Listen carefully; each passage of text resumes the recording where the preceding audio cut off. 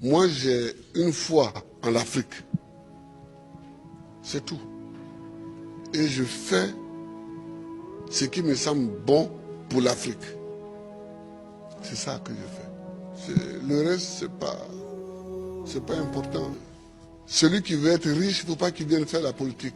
Si quelqu'un fait la politique et qu'il devient riche, c'est qu'il est voleur. La politique n'est pas là pour enrichir les gens. En politique, on te donne les moyens pour que tu vives correctement, mais il y a un travail à faire. Si celui qui veut être riche, il fait des affaires. Il ne devient pas professeur, il ne devient pas journaliste, il ne devient pas caméraman, il ne devient pas homme politique. Ce n'est pas des métiers où on devient riche, ça. Ce n'est pas des métiers où on devient riche. Ça, c'est la première leçon que je voulais tirer. La deuxième leçon, c'est que tu peux partir de zéro et tu peux arriver au sommet. Pourvu que tu saches dès le départ où tu veux aller. Et que tu prennes les moyens pour arriver où tu veux arriver. Je me rappelle toujours d'une discussion que j'avais avec mes amis au lycée classique. On était un certain nombre qui voulions devenir président. Chacun dit va devenir président. Et il y en a un qui m'a dit, moi je vais d'abord faire les affaires, parce que sans argent on ne peut pas faire la politique, on ne peut pas devenir président.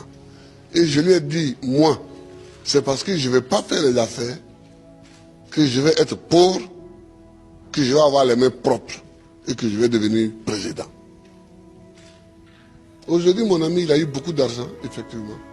Il a beaucoup d'argent, mais il n'est jamais devenu président. Il n'a jamais même été candidat. Voilà, il n'a jamais été candidat. C'est-à-dire qu'il faut savoir ce que tu veux longtemps à l'avance. C'est-à-dire qu'il ne faut pas découvrir les situations de façon opportuniste. Il faut savoir ce que tu veux être, ce que tu veux faire. Et tu te traces ta ligne de conduite. Donc tout ce que tu fais dans la vie, moi j'ai fait histoire pour devenir président. Sinon, la bourse qu'on m'a donnée pour aller en France, c'était pour faire professeur de latin et grec. Quand j'ai commencé vraiment à militer, je me suis rendu compte qu'il me manquait l'histoire de l'Afrique pour poursuivre ma route. J'ai changé. J'ai changé. Et j'ai fait histoire parce que c'est ça qui me manquait pour connaître d'où on vient et où on peut aller en connaissant d'où on vient. Je vois des gens qui découvrent qu'il y a un fauteuil à côté, ils peuvent s'asseoir dessus. On ne s'assoit pas dessus comme ça. Le fauteuil, il est à côté, il semble vide, mais il a un propriétaire.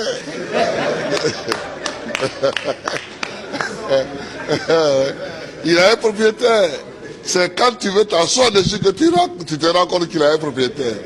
Et le propriétaire, il faut savoir que le propriétaire du fauteuil présidentiel, c'est le peuple. Il faut toujours savoir ça, que c'est le peuple. Tu as beau être ce que tu es, si tu ne sais pas que c'est le peuple, et que tu ne te conduis pas en conséquence, tu ne peux pas t'asseoir dessus.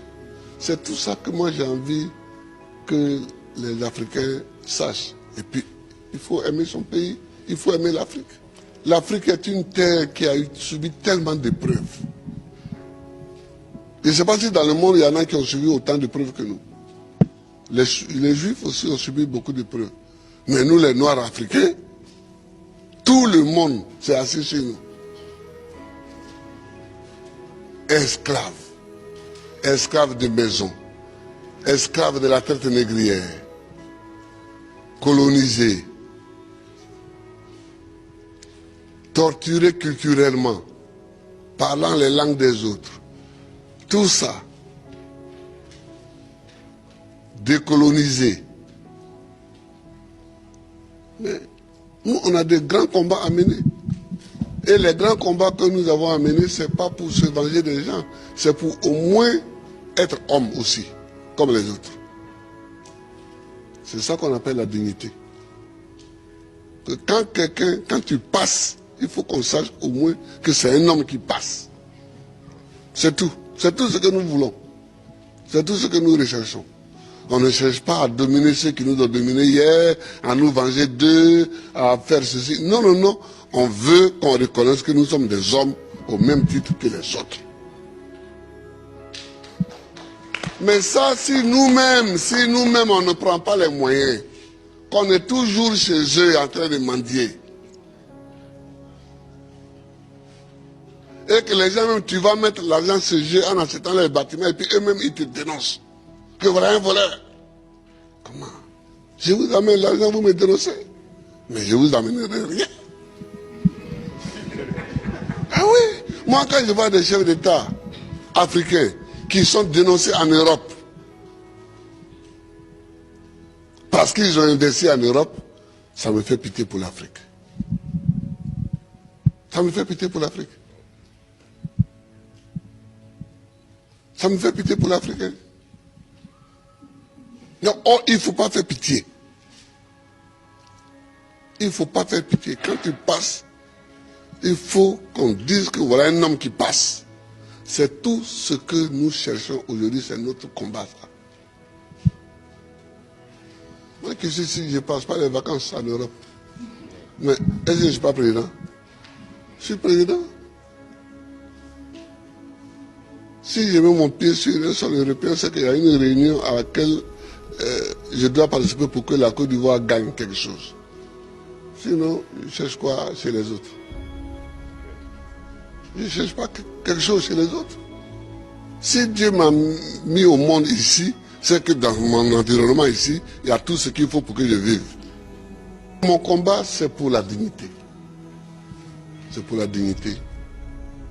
C'est pour que nous effacions tous les siècles passés, les traces de tous les siècles passés, les traces de l'esclavage, les traces de la colonisation, les traces du pillage, les traces du travail forcé, les traces de la chicote. C'est pour qu'on efface tout ça. Dieu merci, avec des films comme ça, demain, les jeunes peuvent savoir le combat que nous avons mené et eux-mêmes vont continuer encore. Eux-mêmes vont continuer. Je vous remercie à votre amour. Je vous remercie à nous connaître. Et tous les amis qui sont venus, je vous remercie. Que Dieu nous bénisse. Que Dieu nous bénisse.